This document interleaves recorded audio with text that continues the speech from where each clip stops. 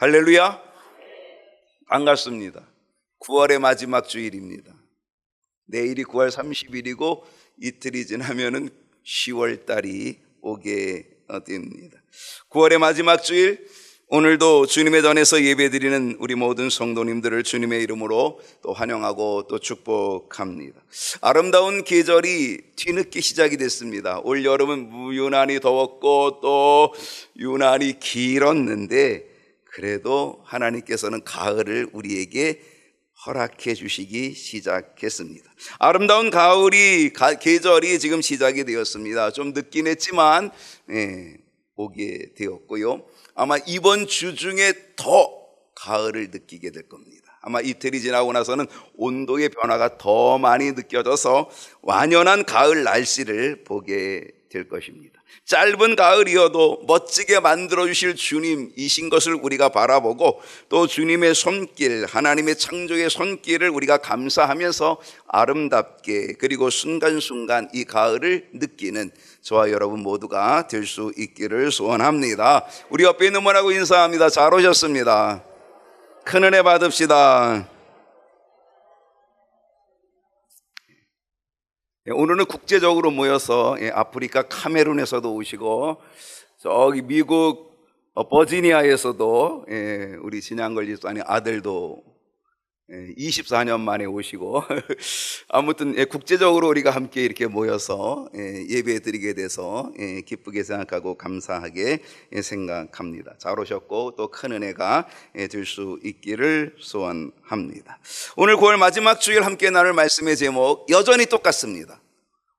몇 번째일까요? 오늘이 15번째입니다. 누구를 본받아야 할까요? 여러분의 머릿속에 아마 계속 누구를 본받아야 돼 아마 계속 그 이야기 15번째 시간입니다. 여러분 누구를 본받자고 했습니까? 데살로니가의 성도들 본받자 그랬습니다. 그들을 어떻게 본받아? 뭘 본받자? 그들은 정말 믿음의 선진들을 본받았다는 거예요. 믿음의 영적인 지도자들을 본받았다는 거예요. 뭐 성경도 없었고 예수님을 만나본 적도 없었던 데살로니가 교회의 성도들은 단지 믿음의 선진들의 모습을 본받았다. 그리고 그걸 흉내내고 따라했더니 결국 누구를 본받았다? 우리 주님을 본받는 자가 되었다는 거예요.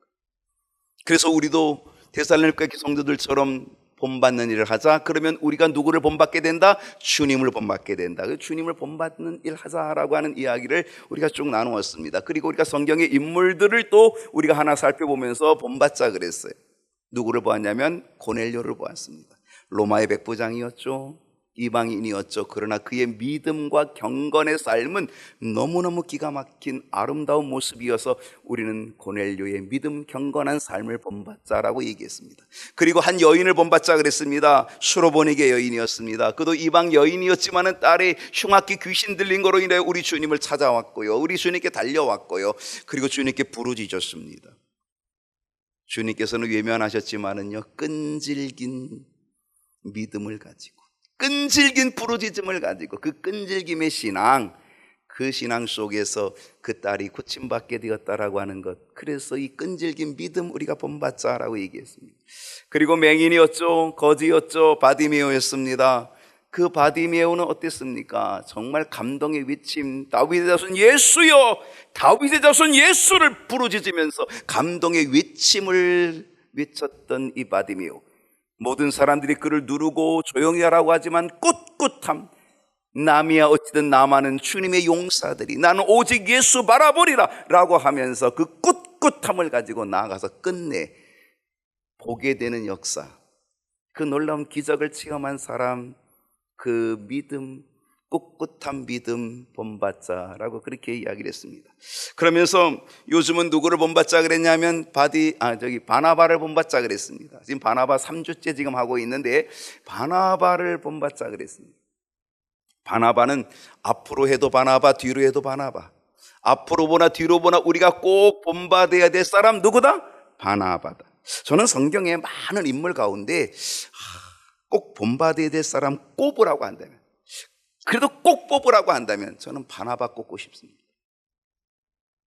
여러분 어떤지 모르겠지만 저는 바나바 꼽고 싶습니다. 바나바의 무엇을 본받자 그랬습니까? 중간 역할 본받자 그랬습니다. 여러분 중간 역할 지금 잘하고 계신가요? 중간 역할 잘하자 그랬는데 잘하고 계신지 모르겠습니다. 저는 우리 경희교회 모든 성도님들이 정말 중간 역할 잘했으면 좋겠습니다. 가정에서도 잘했으면 좋겠고요, 직장에서도 잘했으면 좋겠습니다. 여러분, 중간 역할 잘하면 어떤 일이 벌어지냐? 화목한 역사 일어납니다. 중간 역할 잘하면 어떤 역사 나타나냐? 화평케 하는 역사가 나타납니다. 이 중간 역할 잘해야 됩니다. 특별히 우리는 믿지 않는 사람들과 우리 주님 사이의 중간 역할 잘해야 됩니다. 그게 뭐예요? 전도입니다. 그렇죠. 믿지 않는 사람들, 우리 주님께로 이끌어내는 이 중간 역할 우리가 해야 되는 거죠. 교회 안에서는요, 성도들 사이의 중간 역할 잘해야 합니다. 옆 사람과의 중간 역할 잘해야 되고요, 선교회, 남선교회, 여선교회, 청장년 선교회, 청년회, 학생회, 뭐 이런 그 아웃도 중간 역할도 잘해줘야 됩니다. 속해서 중간 역할 잘해야 됩니다. 그거 너무너무 중요합니다. 그 중간 역할 잘하면 어때요? 속해가 화목합니다. 여선교회, 남선교회 기관이 화목해진다라고 하는 거죠. 교역자와 목사와 성도들 사이에서 중간 역할도 필요합니다. 그 역할을 잘하면은 믿음으로 굳게 세우는 역사가 나타나고 교회가 든든히 서는 역사가 나타나게 된다라고 하는 것, 아주 중간 역할 중요한 것. 제가 지난주에 바나바의 3가지를 또 배우자 그랬습니다. 그 3가지 중에 하나가 권위라는 것이었습니다. 이 권위는 권면하고 위로하는 모습을 배우자 그랬습니다. 여러분, 바나바의 본명이 뭡니까? 요셉입니다. 요셉. 바나바의 본명이 요셉인데 우리는 요셉이라는 이름보다 바나바를 알고 있습니다. 왜 그럴까요? 바나바는 요셉의 삶이 아니라 바나바의 삶을 살았습니다. 바나바는 누가 이름을 붙여줬냐면 사도들이 붙여줬습니다. 왜냐하면 이 요셉은 요셉으로 산 게 아니라 바나바로 살았습니다. 그래서 사도들이 보니까 요셉, 저는 정말 바나바다. 저는 바나바가 무슨 뜻이라고요? 위로의 아들입니다. 그러니까 많은 사람을 위로하고 많은 사람을 권면하는 그러한 일을 잘 감당했다는 거예요. 그래서 사도들이 그에게 별명을 붙여줬어요. 바나바. 그리고 그 바나바라는 이 별명은 자기 본명보다 더 유명해졌습니다. 오늘 우리는 바로 이 바나바의 모습, 우리가 가지고 살아야 된다라고 하는 것을 우리는 깨닫게 된다는 것이죠. 바나바는 헌신의 사람이었다 그랬습니다. 우리는 그 헌신을 본받자 그랬습니다. 어느 정도 헌신했어요? 바나바는 자기 땅을 팔아서 바쳤습니다. 그 땅을 팔았다고 제세하지 않습니다. 그 땅을 팔았다고 그걸 주장하지 않습니다. 그냥 그 값을 사도들의 발 앞에 둔 것밖에 없습니다. 아주 멋진 헌신을 가졌던 이 바나바의 아름다운 헌신을 우리가 본받자라고 얘기했습니다. 바나바는 일꾼이었다 그랬습니다. 우리가 일꾼됨을 본받자 그랬습니다. 바나바는 550km 그 멀리 떨어진 그곳 안디옥까지 가게 됩니다. 왜 가게 됐어요? 예루살렘 교회가 그를 그곳에 파송했습니다. 다른 사람 핑계대지 않습니다. 다른 사람 보내라고 얘기하지 않습니다. 예루살렘 교회가 안디옥에 바나바를 파송할 때 바나바는 아멘 순종하고 그 먼 거리까지 갑니다. 얼마 오래 걸렸는지 모르겠어요. 10일 보름 걸렸는지 모르겠지만 아무튼 그 길을 가서 결국 안디옥에서 큰 부흥의 역사를 또 이루게 되었다라고 하는 거죠. 그런 순종함으로 일꾼됨의 확실한 모습을 보여준 사람이 바나바였습니다. 일꾼의 특징은 뭐다? 순종이다. 순종함으로 일꾼되는 역사, 바나바의 역사, 오늘 저와 여러분에게도 일어나야 될 줄로 믿습니다. 자, 오늘의 주제입니다. 오늘 또다시 바나바를 통해 우리는 무엇을 본받아야 할까요? 뭘 본받으면 좋을까? 오늘 저 3가지 이야기하겠습니다. 오늘 첫 번째 이야기는 뭐냐? 첫 번째는 뭐래요? 성품. 한번 여러분 물어볼게요. 여러분의 성품이 어떠십니까? 옆 사람에게 좀 한번 물어보세요. 나 어떤 것 같아? 나 성품이 어떤 것 같아? 괜찮아? 봐줄만 해? 까칠하지 않아? 모나지 않아? 뭐 좀 둥글둥글하고 그러면 얼마나 좋겠습니까? 여러분이 저를 볼 때는 어떻습니까? 괜찮습니까? 별로 시원치 않은 대답을 하셔서 제가 오늘부터 그 얘기하며 기도하겠지만 그래도 봐줄만 하죠. 그죠? 네. 여러분, 성경의 인물 중에 성품이 좋은 사람 하면 누가 생각납니까? 이삭은 어떤가요? 아브라함의 아들 이삭. 이삭의 성품은 아주 좋은 사람입니다. 사실 이삭은 다투는 일을 하지 않습니다. 다투지 않습니다.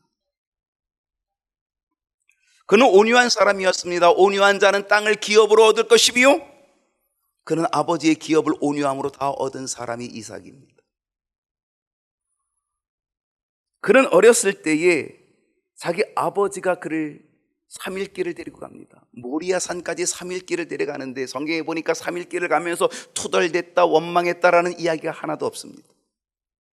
그는 3일 길을 아버지가 데려가는 그 길을 순종함으로 따라갑니다. 그리고 갑자기 3일이 지나서 아버지가 덮쳤습니다. 그리고 이 이삭을 꽁꽁 묶어버립니다. 그리고 칼을 뽑습니다.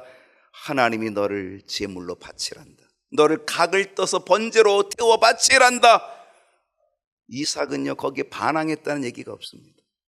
그냥 아버지의 뜻대로 그냥 순종하며 제물되는 그러한 사람, 그게 이삭이었다는 거죠. 이삭은요, 예수 그리스도의 모형이 그에게 들어 있습니다. 우리 주님은 십자가에서 죽기까지 순종하셨습니다. 바로 이 이삭은 바로 아버지의 뜻대로 죽기까지 순종했던 사람. 참 그 성품은 대단하고 위대한 성품을 가지고 있었다는 것입니다. 온유한 자였습니다. 다투지 않았습니다. 여러분, 이 팔레스틴의 지형은요, 물이 귀합니다. 우리가 요즘 아프리카 우물 파기 많이 하고 있는데요, 이 물이 귀한 곳이 팔레스틴입니다. 그래서 물은 생명입니다. 근데 이삭은요, 정말 은혜로, 하나님의 은혜로 이 물을 주십니다. 그냥 갖다 땅을 파기만 하면 거기 물이 잘 나오는 거예요. 물이 잘 나오면 얼마나 좋아요. 근데 사람들이 거기서 또 그 물을 뺐습니다. 음물을 뺐습니다. 그럼 싸우지 않습니다. 그래, 가져. 그리고 또 딴 데로 가서 또 팝니다. 근데 다른 사람이 파면 물이 안 나오는데 이 이삭이 파면 또 물이 나옵니다. 그래서 물이 나오면요, 물 얻어먹죠. 근데 또 사람들이 와가지고 그 음물을 또 뺐습니다. 그럼 어디에 또 옮겨서 또 가서 음물을 또 팝니다. 그게 누구였습니까? 이삭이었습니다. 다툴 힘이 없기 때문에 아니라, 다툴 힘이 있지만 그러나 다투지 않고 살았던 그 온유한 성품의 사람, 그게 바로 이삭이었다라고 하는 거죠. 이 이삭의 온유함 속에 그는 땅을 기업으로 차지하는 놀라운 축복을 얻게 되었다는 것.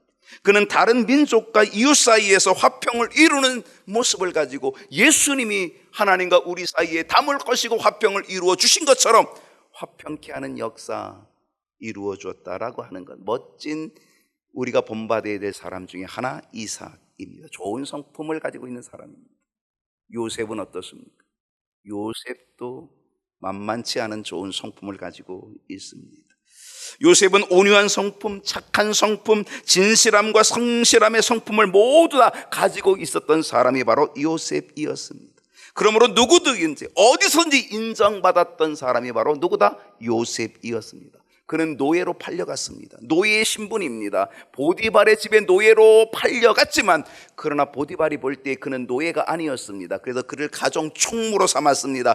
자기 가정에 있는 모든 일들을 노예였던 누구에게? 요셉에게 다 맡겼습니다. 왜? 그의 성품이 너무너무 아름답고 귀하였기 때문이었습니다. 그런데 갑자기 억울하게 누명을 씁니다. 그리고 감옥에 갇혔습니다.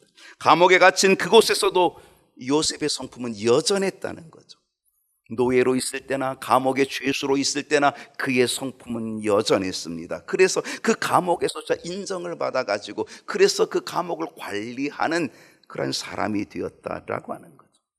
그는 어디서나 누구에게나 성실함과 진실한 성품을 가지고 있는 사람이었습니다. 구약의 인물들이 그렇다면 신약에서는 디모데는 어땠을까라는 생각을 해봅니다. 저는 이 디모데는요, 바울에게서 믿음의 아들이었고 동역자였다고 생각합니다. 바울은 아들이 없지만 이 디모데를 믿음의 아들로 인정했습니다. 믿음의 아들로 삼았습니다. 왜?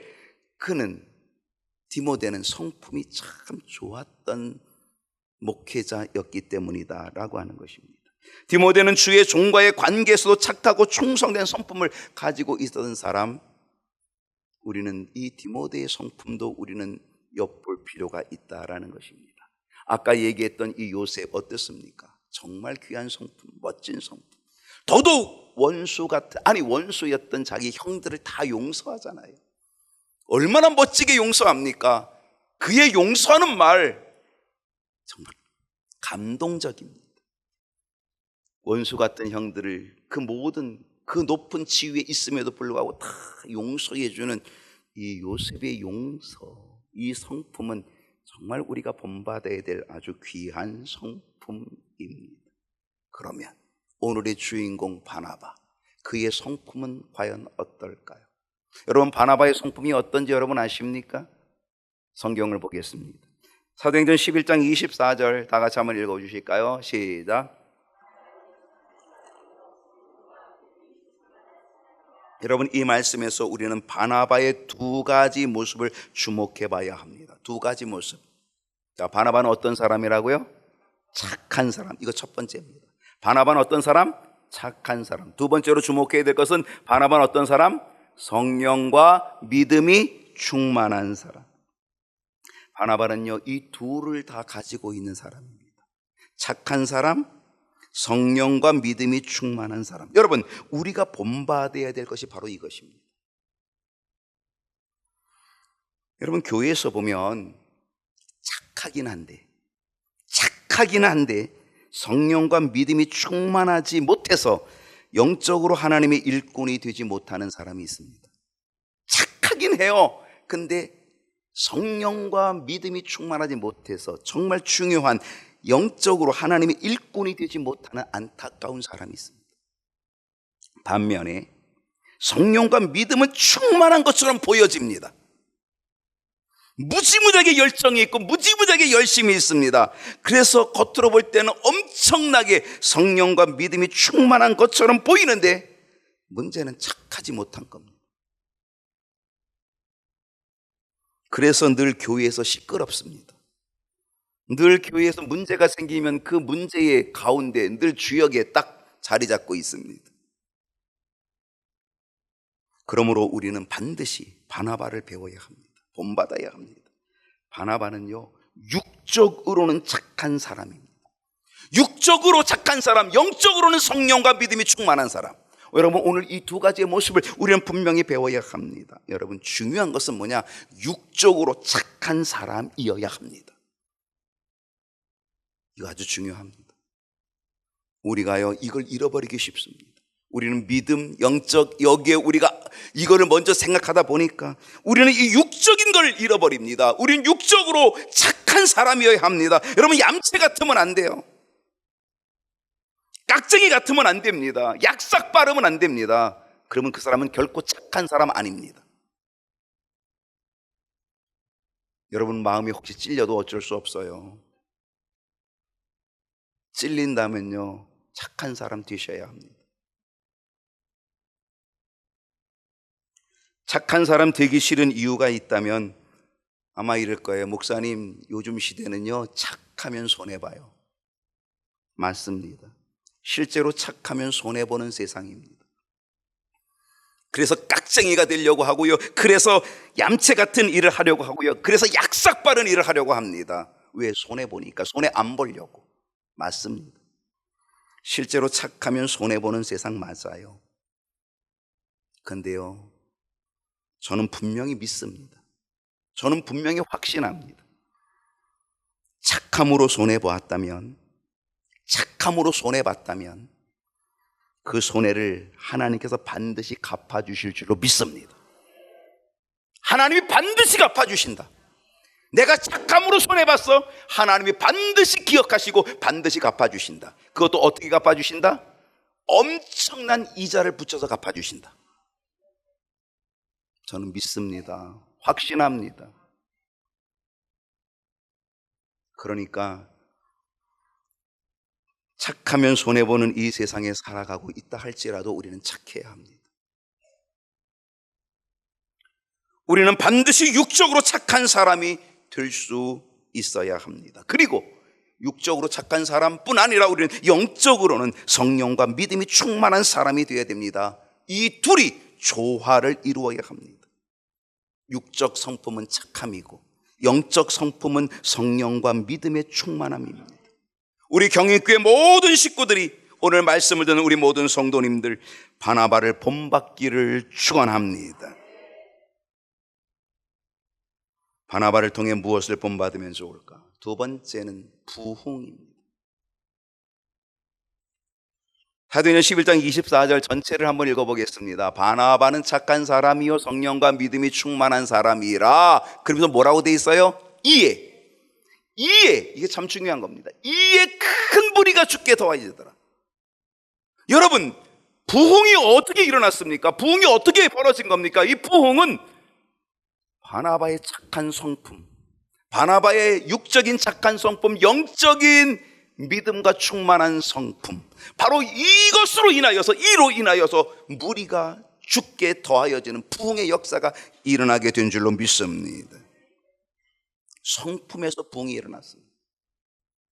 오늘날 문제가 뭔지 아십니까? 오늘 우리 그리스도인들이 착한 사람이 되지 못한 것, 그게 문제입니다. 우리 그리스도인들이 약삭 빠르니까, 너무 야갑빠지니까, 너무 이기적이니까, 너무 깍쟁이가 되었으니까, 그래서 세상 사람들로부터 인정을 못 받는 거잖아요. 그리스도인들인 우리들이 착한 사람이 되지 못한 것, 이것 때문입니다. 육적으로 착한 사람이 되어야 됩니다. 세상 사람보다 더 착한 사람 되어야 됩니다. 근데 우리는 세상 사람보다 착한 사람 되지 못하여서 손가락질 받게 되고, 그래서 전도의 문이 막히게 되고, 그래서 부흥이 안 되는 거죠. 육이 착해야 합니다. 육이 착해야 돼요. 육이 착해야 되는데 육은 착하지 못하고, 거기다가 우리의 영은 엄청난 믿음이 있는 것처럼 날고 뜁니다. 육은 착하지 않고 영은 대단히 믿음이 있는 것처럼 날고 뛰니 앞뒤가 안 맞아서 인정받지 못하게 되고, 칭찬받지 못하게 되고, 오히려 욕먹고 손가락질 받고 전도의 문이 닫혀버리고 마는 것이죠. 그런데 바나바는 육적으로 착한 사람, 영적으로 성령과 믿음이 충만한 사람, 그러므로 인하여 그것 때문에 큰 무리가 죽게 더하는 부흥의 역사를 일으킨 사람이었다는 거죠. 부흥의 사람, 부흥의 통로가 됐다는 것입니다. 여러분, 내가 부흥의 사람이 되어야 합니다. 여러분, 부흥이라고 하는 찬송의 그 가사에 이런 게 있습니다. 나로부터 시작되리. 이 부흥은 나로부터 시작되리. 여러분, 나로부터 시작됩니다. 그러니까 뭐야? 내가 부흥의 통로가 되어야 된다는 거예요. 여러분, 우리는 부흥을 가로막는 자가 되면 안 됩니다. 우리는 부흥의 걸림돌이 되면 안 됩니다. 우리는 부흥의 통로가 되어야 될 줄로 믿습니다. 나로 인하여 죽게 더하여지는 역사 반드시 나타날 수 있기를 축복합니다. 여러분, 착하시기 바랍니다. 성령과 믿음이 충만하시기 바랍니다. 그래서 부흥의 주역이 되고 부흥의 통로가 되시기를 축복합니다. 바나바를 통해 무엇을 본받으면 좋을까요? 동역입니다. 동역. 여러분, 예루살렘 교회가 큰 위기를 맞이했습니다. 그것은 뭐냐면 핍박입니다. 사도행전 7장에서 누가 순교합니까? 스데반이 순교합니다. 스데반이 돌에 맞아 죽습니다. 그 스데반의 순교 돌에 맞아 죽는 이 일로 인하여서 엄청난 핍박이 휘몰아칩니다.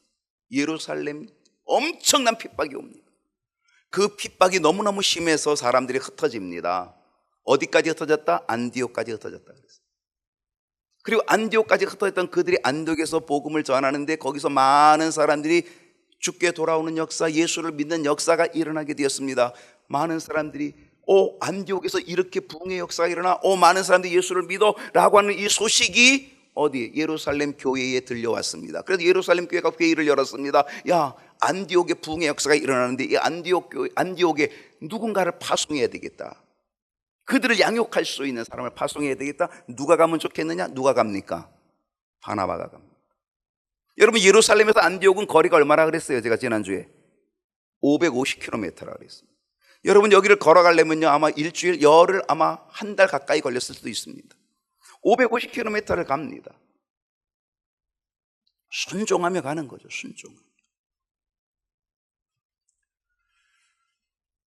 그래서 이 안디옥에 도착한 이 바나바가 거기서 그 자기의 믿음을 가지고 그리고 성품을 가지고 거기서 전도합니다. 권면하고 위로하고 그리고 그들을 세우고 전도하는데요, 놀라운 일이 벌어집니다. 거기에서 막 죽게 더하여지는 역사, 죽게 더하여지는 막 부흥의 역사가 막 일어나게 되었습니다. 어마어마한 부흥이 일어나게 되었다라고 하는 소식. 바로 이때 이 부흥이 일어나게 되었을 때 바나바가 한 일이 있습니다. 부흥이 엄청나게 일어날 때 바나바가 무슨 일을 한지 아십니까? 25절 말씀 보면 바나바가 이렇게 합니다. 바나바가 사울을 찾으러 어디에 가요? 다소에 갑니다. 지금 안디옥에 어마어마한 부흥이 일어납니다. 어마어마한 사람들이 죽게 돌아옵니다. 바로 이때에 바나바가 사울을 찾으러 다소로 갑니다. 여러분, 이 안디옥에서 다소의 거리는요 한 150km입니다. 작은 거리가 아닙니다. 가까운 거리는 아닙니다. 걸어서 가려면요 이건 며칠을 가야 되는 그런 거리입니다. 근데 바나바가 그 길을 걸어가서 누구를 찾아가냐? 사울을 찾아러 갑니다. 사울을 찾아냅니다. 자, 아까 얘기했던 사도행전 7장에서 스데반이 집사가 순교하죠. 그리고 사도행전 9장으로 가서 거기서 바울이 회심합니다.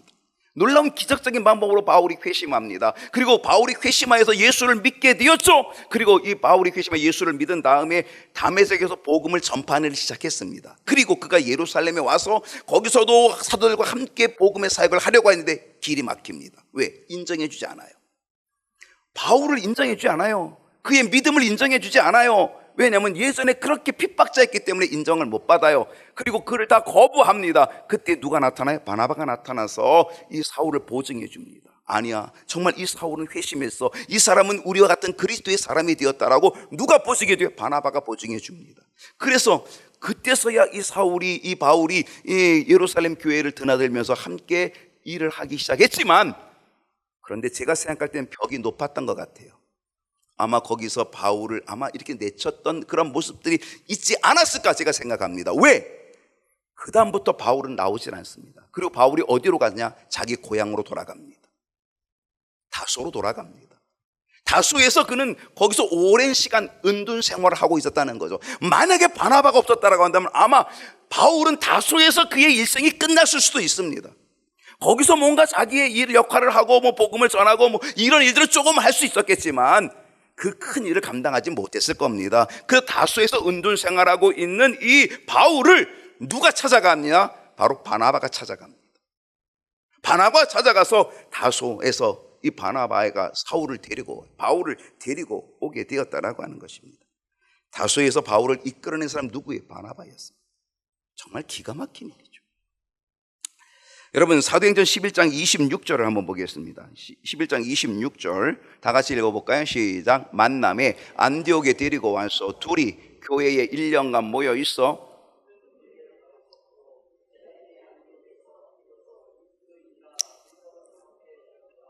여러분, 지금 안디옥 교회가 막 부흥합니다. 그래서 예루살렘 교회가 바나바를 안디옥에 파송했습니다. 그래서 바나바가 거기 안디옥에 그 먼 거리 가서 파송을 받아가지고 거기서 전도하고 그들을 권면하고 위로했더니 죽게 더하여지는 역사가 어마어마하게 부흥이 어마어마하게 일어났습니다. 여러분, 이 부흥이 일어나게 될 때에 아마 사람들이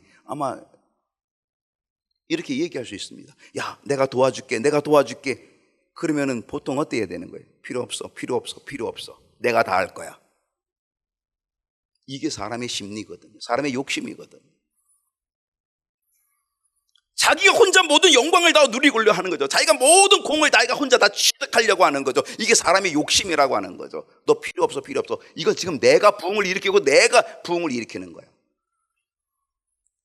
여러분, 이 부흥이 엄청나게 이루어지고 있을 때에 그 모든 영광을 이 바나바는 자기 혼자 독식하려고 하는 것이 아닙니다. 정말 여기서 중요한 것은 일꾼이야. 여기서 정말 이 더 큰 부흥이 일어나려면 누가 필요해? 내가 볼 때는 사울이 필요해. 바울이 필요해. 그래서 다소에 가서 바울을 데려옵니다. 함께 동역하기 위해서 데려옵니다. 동역하기. 여러분, 사람의 심리는요, 독차지하고 싶은 겁니다. 욕심입니다. 나 혼자 모든 영광을 다 누리고자 하는 것, 이게 사람의 욕심입니다. 누군가가 도와준다고 해도요, 못 들어오게 막을 판입니다. 근데 바나바는 그러지 않았다.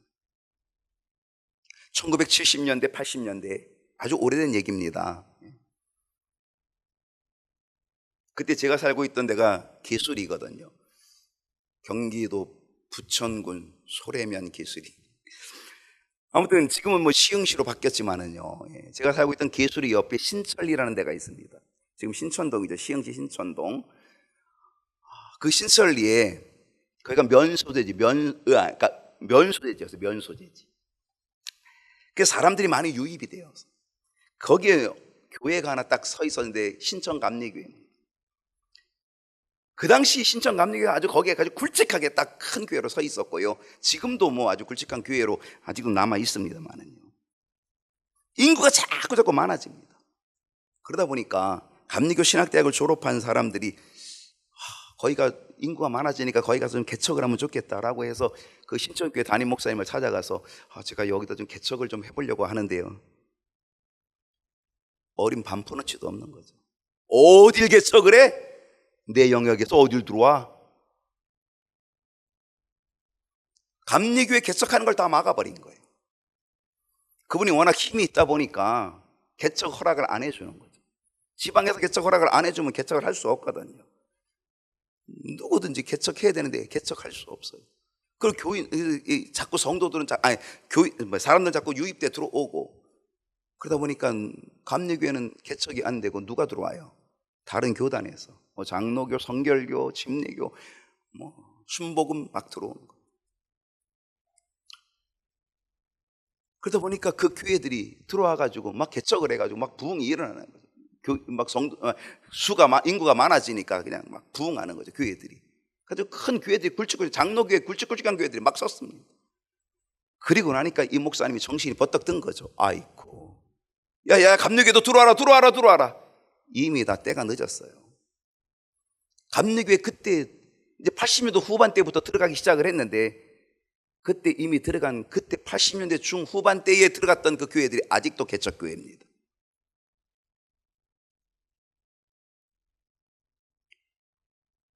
여기는 내 바운더리야. 여긴 내 영역이야. 이건 내가 혼자 독식해야 돼. 아무도 못 들어와. 여러분 그때 함께 동역했다고 한다면 여러분 저는요, 제가 확실하게 신천리가 아마 강화처럼 감리교 바닥이 됐을 거라고 저는 그렇게 생각합니다.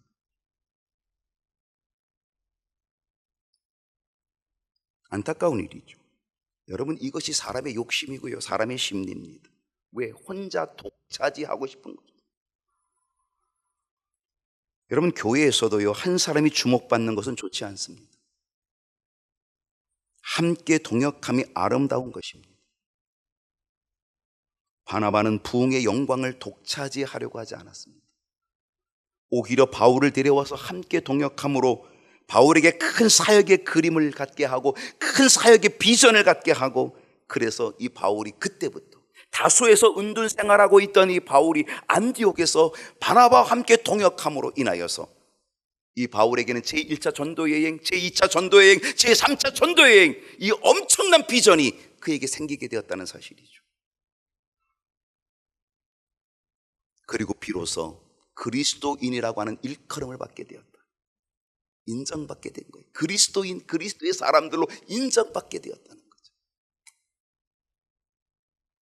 경인교회도 함께 동역해야 될 줄로 믿습니다. 부교역자들도 함께 동역해야 합니다. 여러분 부교역자들이 서로 질투심 많습니다. 저도요, 전도사 때 제가 교육전도사로 가게 되었을 때 또 한 사람이 같이 왔어요. 똑같은 날 같이 왔어요. 나보다 생일이 느린데도 자기가 2살 위라고 거짓말로 속여가지고 그때부터 알아본 거죠. 뭐 그거 다 나중에 탄로나잖아요.